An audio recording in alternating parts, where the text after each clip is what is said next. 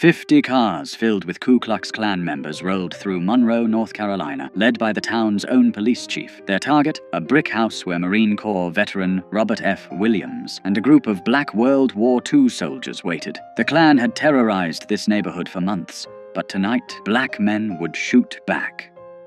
Monroe, North Carolina sat 30 miles southeast of Charlotte, a small textile town of 12,000 people where cotton mills provided jobs and Jim Crow provided the rules. The railroad tracks divided white from black, prosperity from poverty, safety from terror. On one side lived the people who ran the town, on the other lived the people who kept it running, cooking in white kitchens, cleaning white homes, working white-owned factories for a fraction of white wages. Robert Franklin Williams arrived back in Monroe in 1955, though calling it an arrival suggests he'd been welcome somewhere else. Born in this town on February 26, 1925, he'd grown up hearing stories from his grandmother, a former slave who'd given him his grandfather's rifle and told him what it meant to survive in a place that wanted you dead. His grandfather had been a Republican organizer during Reconstruction, publishing a newspaper called The People's Voice, until white violence made him choose between his voice and his life. He chose life, but kept the rifle. Williams knew Monroe's particular brand of hatred intimately. When he was 11 years old, he'd watched police officer Jesse Helms Sr., father of the future senator, drag a black woman bleeding through the streets by her hair after administering what the officer called an arrest. The woman's screams echoed in Williams' head for years. The sight of that badge glinting in the sun while white onlookers smiled and nodded taught young Robert a lesson that no school would ever address. The law in Monroe wasn't there to protect him. It was there to remind him of his place. He'd tried to escape that place. During World War II, Williams migrated north like hundreds of thousands of other black Southerners, finding work in Detroit's auto factories. He was there in 1943 when white mobs stormed through black neighborhoods, killing dozens. He fought back then, young and angry, learning that Northern freedom was just Southern oppression with better lighting. In 1944, he was drafted into the Army, serving until 1946. Then he joined the Marines, 1954 to 1955, where he learned discipline, marksmanship, and the bitter irony of defending a country that wouldn't defend him. When he returned to Monroe in 1955, he found the local National Association for the Advancement of Colored People chapter gasping its last breath. 6 members remained, from what had once been a thriving organization. The others had been fired from jobs, threatened,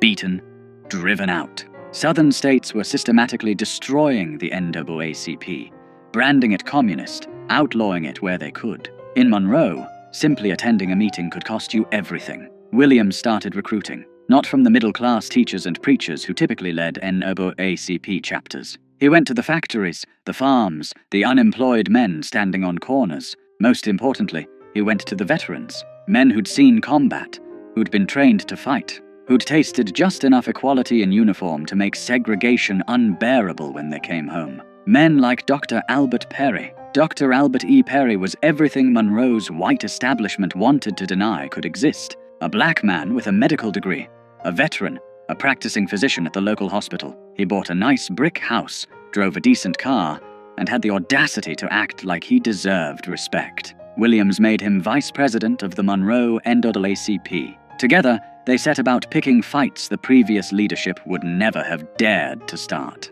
Their first victory came quiet. In 1956, they integrated the public library. White Monroe barely noticed because white Monroe barely used the library, but Williams and Perry noticed.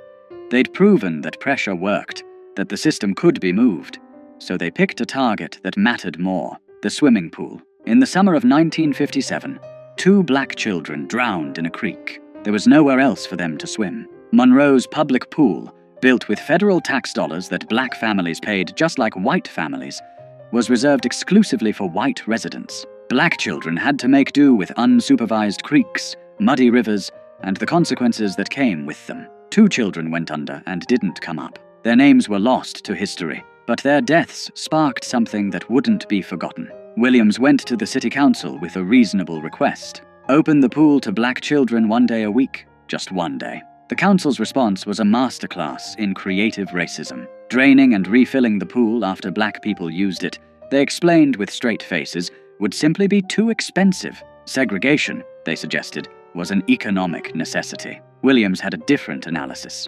Standing before the council, he delivered a line that cut through Monroe's polite racism like a blade. "Segregation," he said, "is a luxury that Monroe cannot afford." He organized picket lines. 8 people at first, standing at the pool gates, silent, peaceful, exactly the kind of protest that Martin Luther King Jr. was preaching across the South. And Monroe responded the way Monroe always responded, with violence.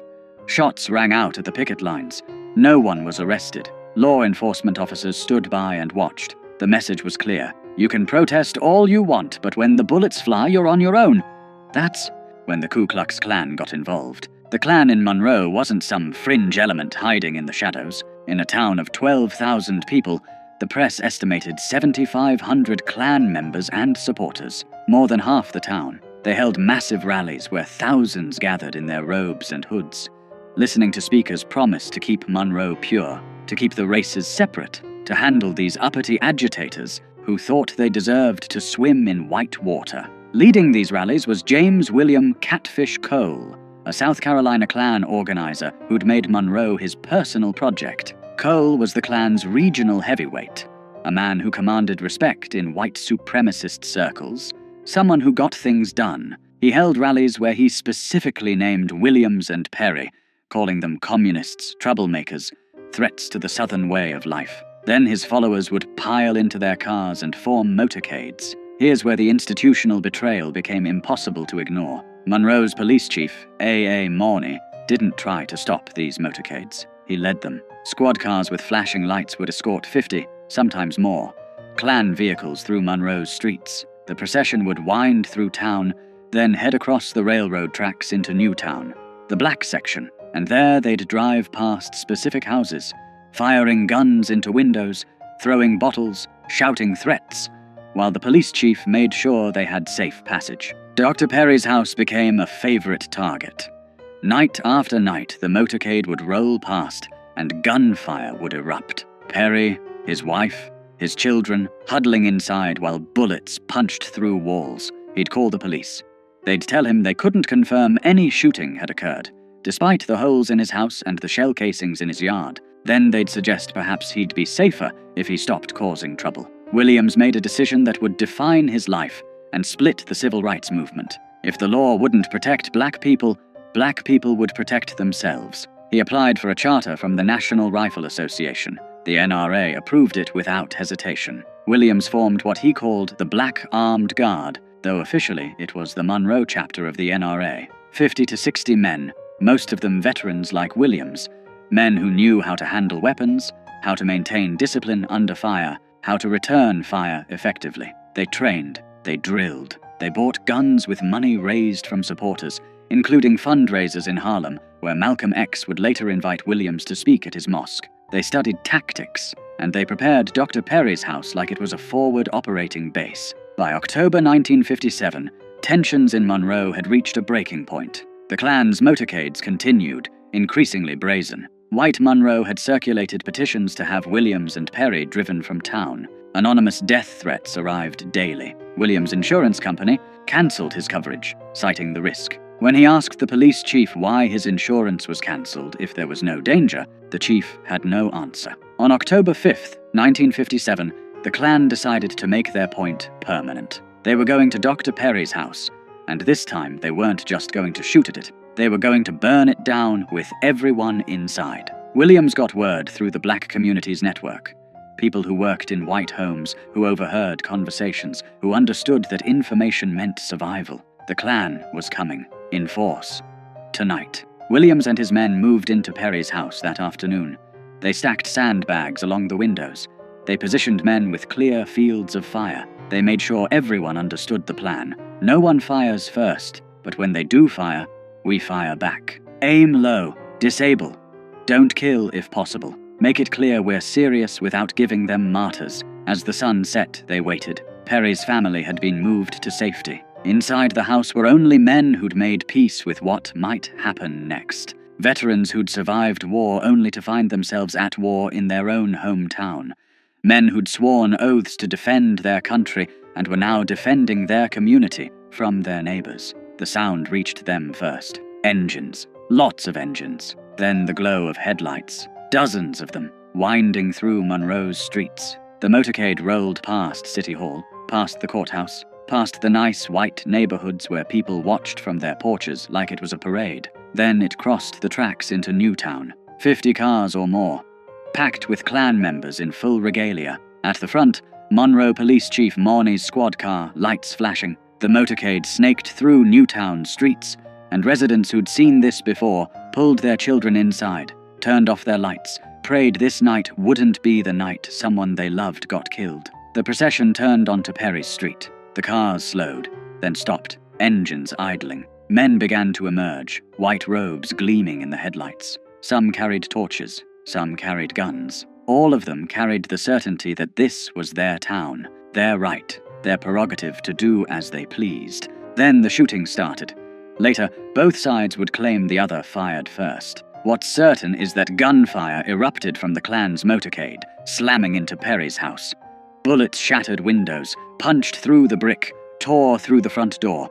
The roar was deafening, dozens of weapons firing at once. Inside the house, Williams gave the order. Fire! The response was disciplined, controlled, exactly what you'd expect from trained soldiers. Muzzle flashes erupted from Perry's windows. The veterans inside had positioned themselves for overlapping fields of fire. They aimed low, at car tires, at legs, at anything that wasn't lethal but would make their point crystal clear. The Klan had never experienced this. In all their years of terrorizing black neighborhoods, shooting into homes, burning crosses, inflicting violence with impunity, they'd never faced organized armed resistance. The psychological impact was immediate and total. These weren't victims cowering in the dark. These were soldiers returning fire. The Klan panicked. Men in white robes scrambled back to their cars. Engines roared to life. Tires squealed. The entire motorcade broke formation and fled in every direction, some cars running into each other in their desperation to escape. Within minutes, the street was empty except for abandoned robes, dropped torches, and the fading sound of engines racing back across the tracks to the safety of white Monroe. Inside Perry's house, Williams and his men held their positions. No pursuit, no celebration. They maintained their perimeter through the night, knowing retaliation might come. But it didn't. The Klan had been routed, humiliated, driven from a black neighborhood by black men with guns. The next morning, Monroe's city council held an emergency session. The same council that had said they couldn't afford to let black children swim. The same council that had turned a blind eye to months of Klan terrorism. They passed an ordinance effective immediately. The Ku Klux Klan was banned from Monroe without a special permit from the police chief. That ordinance was the first crack in Monroe's wall of white supremacy. Not because the council suddenly developed a conscience, but because armed black veterans had demonstrated something white Monroe couldn't afford to ignore. In Williams' own words, racists consider themselves superior beings and are not willing to exchange their superior lives for our inferior ones. They are most vicious and violent when they can practice violence with impunity. The shootout barely made the news. The Monroe Journal mentioned it briefly. 3 black newspapers covered it. The national press ignored it completely. Just 3 months later, when the Lumbee tribe would rout the Klan in a similar confrontation, national media would descend on North Carolina, Life magazine would run photo spreads, politicians would issue statements. But when black men defended themselves with guns, white America decided that story was better left untold. Williams understood why. As he'd later write, the national press played up the Indian Klan fight because they didn't consider this a great threat. The Indians are a tiny minority, and people could laugh at the incident as a sentimental joke. But no one wanted black people to get the impression that this was an accepted way to deal with the Klan, so the white press maintained a complete blackout about our fight. But word spread through black communities across the South. Veterans heard what had happened in Monroe. Working people heard. Young activists heard. The message was clear. Nonviolence was a tactic, not a suicide pact. You could advocate for peace while keeping a rifle behind the door. The October 5th. Shootout didn't end Monroe's racial violence, but it fundamentally changed its character. The Klan never conducted another motorcade through Newtown. They couldn't. They'd been exposed as cowards who only fought when resistance was impossible. When black men shot back, they ran. Less than a month later, the Klan tried a different approach. If they couldn't eliminate the troublemakers by force, they'd eliminate them through the legal system. Dr. Perry was arrested on charges of performing an abortion on a white woman. The accusation was almost certainly false. Perry was Catholic, opposed to abortion on religious grounds. The woman herself said she'd asked him to perform the procedure, but that he'd refused. None of that mattered. The newspaper headline screamed, "Negro doctor arrested for criminal abortion on white woman." The racism was coded into every word. A black man's hands on a white woman's body, even in a medical context, was treated as inherently criminal. Perry was jailed. Williams led armed demonstrations at the courthouse, hundreds of black residents openly carrying weapons, demanding Perry's release. A white benefactor posted $7,000 bond. Perry was freed, but the damage was done. His trial came almost exactly a year after his arrest, October 21st, 1958. He was convicted and sentenced to 5 years in prison. Released after serving just over a year, Dr. Albert E. Perry never got his medical license back. He'd lost his profession, his livelihood, his future, for the crime of standing up to the Klan. The system had accomplished through legal proceedings what the Klan couldn't accomplish with guns. Meanwhile, Williams faced his own reckoning with the broader civil rights movement. In late October 1958, just days after Perry's conviction, a case exploded that would make Williams an international figure. 2 black boys, 9-year-old James Hanover Thompson and 7-year-old David Fuzzy Simpson, had been playing with white children. During a kissing game, a 7-year-old white girl named Sissy Sutton kissed both boys on the cheek. When she mentioned it to her mother, white Monroe reacted with hysterical rage. The mother washed her daughter's mouth with lye. Armed men hunted for the boys. Police arrested James and David, handcuffed them, took them to jail, and spent 6 days interrogating them without allowing them access to parents or lawyers. They were beaten, threatened with lynching, told they'd raped a white girl. Judge Hampton Price heard the case. Such as it was, the boys had no legal representation. They stood silent, terrified. The judge interpreted their silence as a confession. He sentenced both boys to indefinite terms in reform school, possibly until age 21, for a kiss that a white girl had initiated. Williams mobilized international attention. He contacted journalists in Europe. He worked with activists in New York to form the Committee to Combat Racial Injustice. He turned the kissing case into a global embarrassment for the United States, with demonstrations in Paris, Rome, and Vienna. Former First Lady Eleanor Roosevelt intervened with North Carolina's governor. President Eisenhower received thousands of letters. After 3 months, on February 13th, 1959, Governor Luther Hodges pardoned the boys without explanation or apology. They were released. Their lives were destroyed. James Thompson would spend most of his adult life in and out of prison. David Simpson largely disappeared from the record. In 2011 interviews, James's sister Brenda would remember sweeping bullets off their front porch every morning while the Klan burned crosses in their yard. The kissing case made Williams famous, but it also made him a target. Then came the event that would force him into exile. In May 1959, a Monroe court heard the case of Mary Ruth Reed, a 23-year-old black woman who was 8 months pregnant when Louis Medlin, a white man, assaulted her and attempted to rape her. Medlin was charged. The trial was brief. The all-white jury deliberated briefly, not guilty. Williams stood on the courthouse steps as Medlin walked free, and he said something that would end his leadership of the Monroe NAACP. Black women approached him, devastated, asking what they were supposed to do now that white men knew they could assault black women with impunity. Williams told them, "We cannot rely on the law. We must defend ourselves. If it takes violence to get justice, then we must meet violence with violence." The next day, National NAACP head Roy Wilkins called. Williams confirmed he'd made the statement and would repeat it. Within hours, Wilkins suspended Williams from the NAACP for 6 months. The organization Williams had rebuilt from 6 members to hundreds, the chapter that had achieved what no other Southern NAACP chapter had dared attempt, was now too militant, too aggressive, too willing to fight back. Williams didn't stop. He founded a newsletter, The Crusader, continuing his grandfather's tradition of publishing. He continued organizing. In 1961, when Freedom Riders came to Monroe, Williams' armed guards protected them. When white mobs attacked nonviolent demonstrators, Williams' men formed defensive perimeters. Martin Luther King Jr. refused to visit Monroe, specifically because Williams' armed guards were there. The philosophical divide between nonviolence and self-defense had become irreconcilable. On August 27, 1961, violence erupted in Monroe again. Freedom Riders had been demonstrating. White mobs attacked. In the chaos, a white couple from a nearby town, Bruce and Mabel Stegall, drove into Newtown by accident. Residents surrounded their car, thinking it was part of the mob.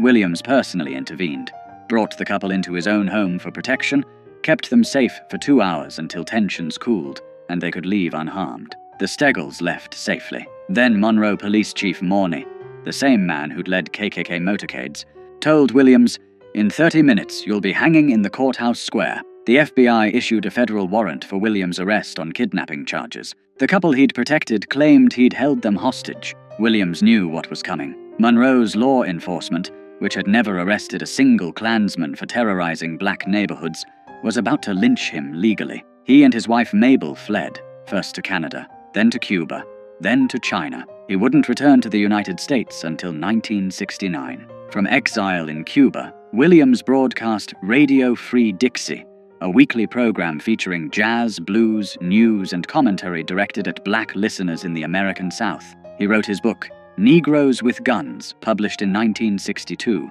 which would become essential reading for a new generation of activists. Huey Newton and Bobby Seale would cite it as inspiration for the Black Panther Party, the idea that black people had the right to defend themselves with weapons, that armed resistance was a legitimate response to armed oppression. Spread through the Black Power movement of the late 60s, the kidnapping charges were finally dropped in 1975. Williams returned to Michigan, where he lived quietly until October 15, 1996, when he died of Hodgkin's lymphoma at age 71. Rosa Parks delivered his eulogy in Monroe, the town that had driven him into exile for daring to suggest black people deserved to swim in public pools. The night of October 5, 1957, changed nothing and everything. Monroe remained segregated. The Klan remained powerful. Racism remained the law. But something had shifted. Black men with military training had demonstrated that white supremacist violence wasn't cost-free. They'd shown that victims could become defenders, that terror could be met with resistance, that the oppressed didn't have to die quietly. History tried to forget that night. The civil rights narrative we teach emphasizes non-violence, peaceful protest, moral suasion. We celebrate the bus boycotts and sit-ins, the marches and speeches. We're less comfortable acknowledging that sometimes black people survived because they had guns and knew how to use them, that veterans who'd fought fascism overseas came home and fought it at home, that the Klan stopped terrorizing certain neighborhoods because they knew armed men waited in the darkness. Robert F. Williams never apologized for October 5th. In his book, he wrote, "It has always been an accepted right of Americans, as the history of our western states proves, that where the law is unable to enforce order, the citizens can and must act in self-defense. We asserted this right, and we did what the law officers refused to do. We stopped the terror. We stopped it permanently." The Monroe shootout poses an uncomfortable question for American history. How much of the progress we credit to moral appeals actually came from the threat of armed resistance? How many white supremacists backed down not because they'd seen the light, but because they'd seen what happened when black veterans shot back? How much of the civil rights movement's success depended on the unspoken pressure of men like Williams, proving that black communities could defend themselves if pushed too far? We'll never know for certain. What we do know is that after October 5, 1957, the Klan never conducted another armed motorcade through Monroe's black neighborhoods. We know that the city council passed an anti-Klan ordinance the very next morning after refusing to act for months. We know that white Monroe's terrorism lost its impunity. And we know that black veterans, men who'd been told they weren't good enough to swim in public pools, proved they were more than good enough to stand their ground when armed mobs came calling. The story of that night, and the man who organized the resistance, deserves more than a footnote. It deserves to be told in full as a reminder that justice in America has often been extracted at gunpoint by people who refused to die quietly. Robert F. Williams and his men didn't start the violence in Monroe. They just finished it.